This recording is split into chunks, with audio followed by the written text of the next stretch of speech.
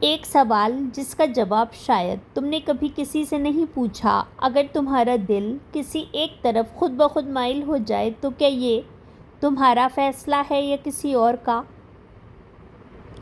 کبھی سوچا ہے دل اچانک کسی ایک طرف کیوں مائل ہو جاتا ہے؟ نہ کوئی وجہ، نہ کوئی منصوبہ، پھر بھی وہ ایک نام، وہی خیال بار بار واپس آتا ہے۔ قرآن کہتا ہے یہ تمہارے اختیار میں نہیں، اور جس ہستی کے ہاتھ میں یہ ہے اس کا نام سن کر تمہارا دل اور بھی سکون پائے گا۔ لیکن اس نام تک پہنچنے سے پہلے ایک سوال سمجھنا ضروری ہے۔ اپنا ہاتھ اپنے دل پر رکھو اور ذرا خاموش ہو کر سوچو، کیا کسی کا خیال بنا بلائے تمہارے دل میں آتا رہتا ہے؟ اگر ہاں تو جو اگلا منٹ آنے والا ہے وہ تمہارے لیے ہے۔ آج 3 باتیں جانو گے اور ہر ایک پچھلی سے زیادہ گہری ہوگی۔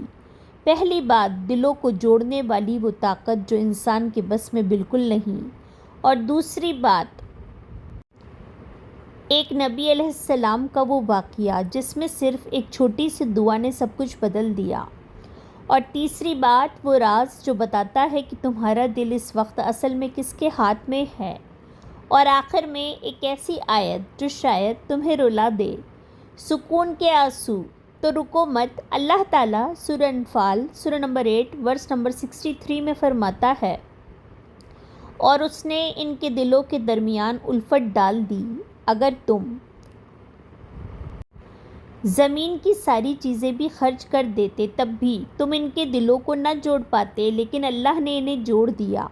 ذرا غور کریے، یہ آیت بتاتی ہے کہ 2 دلوں کا آپس میں جڑنا کوشش یا پیسے سے نہیں ہوتا، یہ صرف ایک ہستی کے اختیار میں ہے۔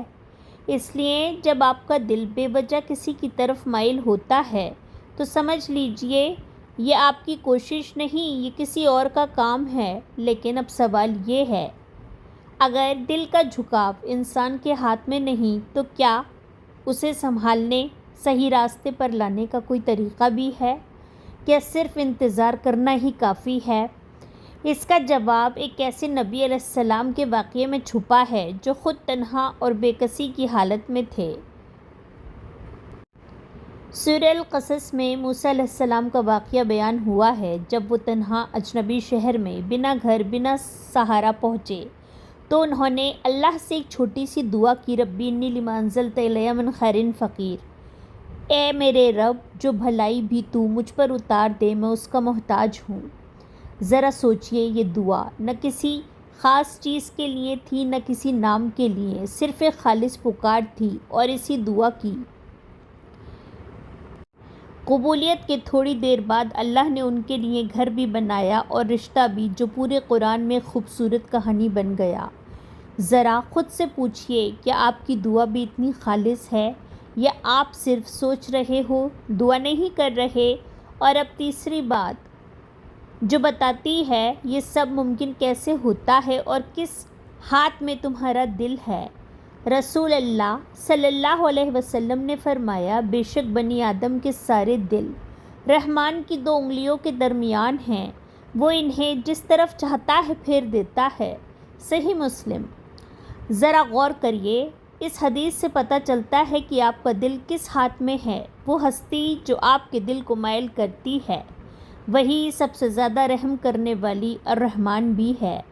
اس لیے جو بھی تمہارے دل میں آتا ہے، چاہے وہ امید ہو یا انتظار کا درد، وہ کسی لاپرواہی سے نہیں، ایک رحم والی ذات کی نگرانی میں ہوتا ہے۔ لیکن یہاں ایک بات سمجھنا بہت ضروری ہے، ورنہ اس حدیث کا مطلب بھی الٹا ہو سکتا ہے۔ یہ حدیث ہمیں سب کچھ پتہ کرنے کا لائسنس نہیں دیتی، کہ ہمیں صرف یہ سکھاتی ہے کہ اپنے خیالوں کو سنجیدہ سمجھو، انہیں امانت سمجھو، جذبات کو صرف دعا، صبر اور حلال راستے، نکاح کی کوشش، والدین سے بات، ان سب میں بدلو۔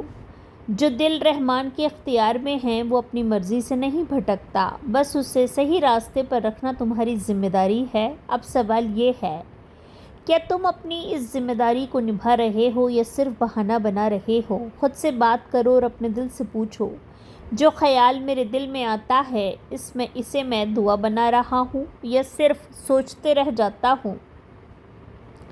موسیٰ علیہ السلام نے صرف سوچا نہیں، انہوں نے دعا کی۔ یہی فرق انتظار کو عبادت بنا دیتا ہے۔ اور اب وہ آخری بات جو میں نے شروع میں وعدہ کی تھی، جو تمہارے دل کو سب سے زیادہ سکون دے گی۔ سورہ الاحزاب میں اللہ رب العزت فرماتا ہے، اور اللہ کا فیصلہ ایک مقرر تقدیر ہے۔ یہ آیت اس وقت نازل ہوئی جب ایک رشتہ خود اللہ نے مقرر کیا تھا، اس لیے یاد رکھو، جو دل رحمان کے ہاتھ میں ہے، اس کا فیصلہ بھی اسی رحمان کا مقرر کیا ہوا ہے۔ نہ جلدی نہ دیری، بالکل ٹھیک وقت پر۔ جو آج ادھورا لگتا ہے وہ کل پورا ہو سکتا ہے، اور جو بات تمہارے بس میں نہیں، وہ کسی ایسی ذات کے بس میں ہے جو تم سے زیادہ تمہارا خیال رکھتی ہے۔ تو اگر آج تمہارا دل کسی کے لیے بے وجہ خیال سے بھرا ہے تو اسے سنجیدگی سے لو، اسے دعا بناؤ، صبر بناؤ، اور اس رحمان پر چھوڑ دو جس کی 2 انگلیوں کے درمیان تمہارا دل ہے۔